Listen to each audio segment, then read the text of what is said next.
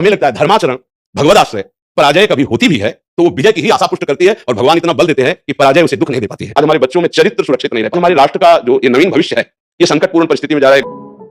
ये जो बच्चा बोल रहा है कि हम भयभीत हो जाते हैं, हम शोकित हो जाते हैं, हम आगे, ये नकारात्मक सोच ही तो है।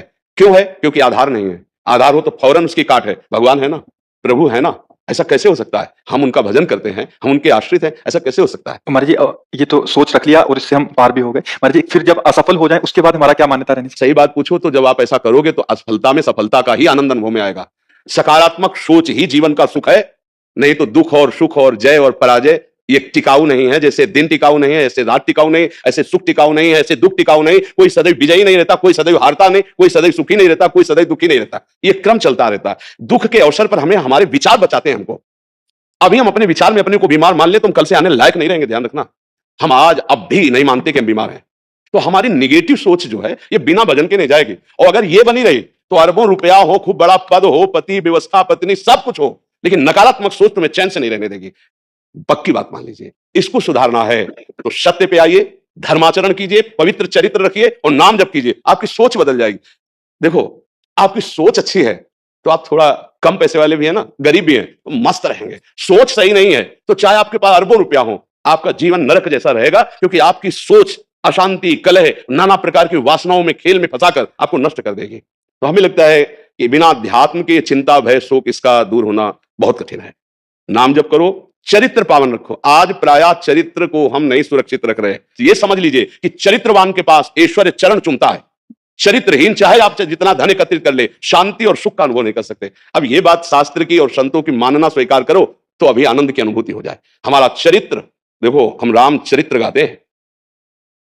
राम जी रघुवंश में प्रकट हुए और रावण उत्तम कुल पुलस्त करनाती, ब्रह्मणत्व उत्तम कुल पुलस्त करनाती, लेकिन चरित्रहीन हो गया तो राक्षस कहा गया। समझ रहे? चरित्र गाते हैं हम, राम चरित्र गाते हैं।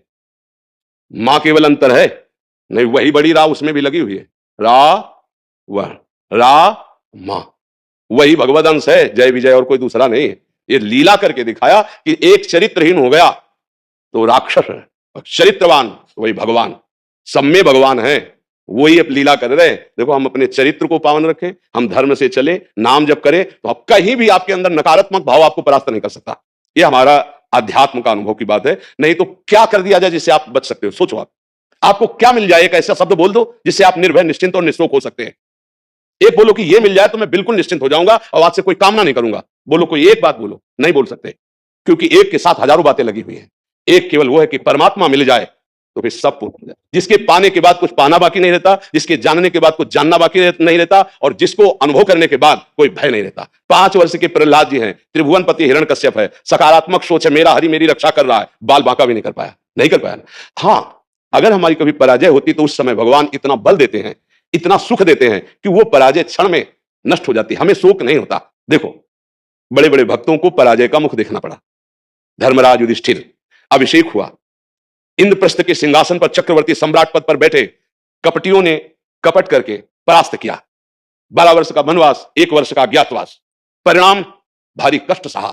ऐसे महारथियों को छुप के रहना पड़ा, लेकिन परिणाम फाइनल पे आइए तो चक्रवर्ती सिंहासन पर महाराज युधिष्ठिर ही बैठे, उनके कुल में कोई नहीं रह गया, सब विनाश को प्राप्त हो गए। तो हमें लगता है धर्माचरण भगवदाश्रय पराजय कभी होती भी है तो वो विजय की ही आशा पुष्ट करती है और भगवान इतना बल देते हैं कि पराजय उसे दुख नहीं दे पाती है। तो इसलिए हमें नाम जप करना चाहिए, भगवद आश्रित होकर के अध्यात्म को समझना चाहिए। आज हमारे नवीन बच्चे अध्यात्म को नहीं समझ रहे तो बड़ी आचरण में बड़ी अपवित्रता आ चुकी है। आप देख लीजिए कैसे कैसे गंदे अपने जीवन को इन अवगुणों से युक्त कर लिया गया, व्यसन, व्यभिचार।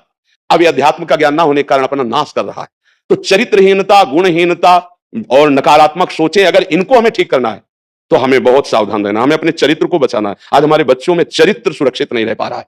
आज बच्चों का जीवन बड़ा संकटपूर्ण जा रहा है।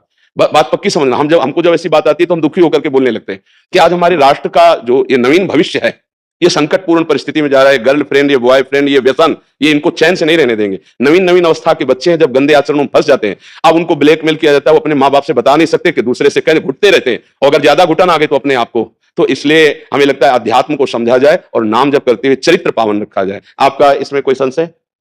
हाँ, आप अच्छे आचरण वाले बने, खूब नाम जप करें और धैर्यपूर्वक विश्वास रखें कि भगवान मेरे साथ है। अगर कभी ऐसी हार या पराजय या दुख आता है तो हम उसको सहने के लिए धैर्यवान रहें। हम उसमें इतना निगेटिव न सोच जाए कि हमारा जीवन से ही निराशा हो जाए। आज हमारे बच्चों में बहुत जल्दी इतना सोचने की क्षमता आ गई है कि अब तो यार जीवन किस काम का, कहीं कोई ब्लैकमेल कर रहा है तो जीवन, अरे हमें लड़ना है। हम कल भी कह रहे थे कि बच्चों को चाहिए माता पिता से दोस्त जैसा व्यवहार करें और माता पिता को चाहिए कि बच्चों से दोस्त जैसा व्यवहार करें। दोनों सामने आमने सामने बैठकर उनके हृदय की बात को जाने और उनको दोस्त की तरह सपोर्ट करें तो आगे बढ़ सकते हैं। वो दलदल में फंसे हुए निकल सकते हैं। नहीं तो कई ऐसे गंदे बच्चे होते हैं जो अच्छे बच्चों को अपने विषय जाल में फंसा करके उनके जीवन को बर्बाद करते हैं। बकाया नकारात्मक सोच के लिए नाम जप बहुत जरूरी है। चाहे आप स्त्री हो, चाहे पुरुष हो, चाहे गृहस्थ हो, चाहे विरक्त हो, जब तक नाम जप नहीं करोगे, आचरण पवित्र नहीं रखोगे तो वास्तविक सुख का अनुभव नहीं होगा। नाम जप बहुत आवश्यक, इसलिए हम सबसे प्रार्थना करते हैं नाम जप करो, शराब मत पियो, मांस मत खाओ, पराई माता बहनों की तरफ गंदी दृष्टि से मत देखो, गंदे आचरण मत करो। ये मनुष्य जीवन ऐसे गंदी बातों के लिए नहीं मिला। गृहस्थी में हो तो धर्माचरण करते हुए धर्मपूर्वक विषय भोगो और नाम जप करो, भगवान को प्राप्त हो। जी।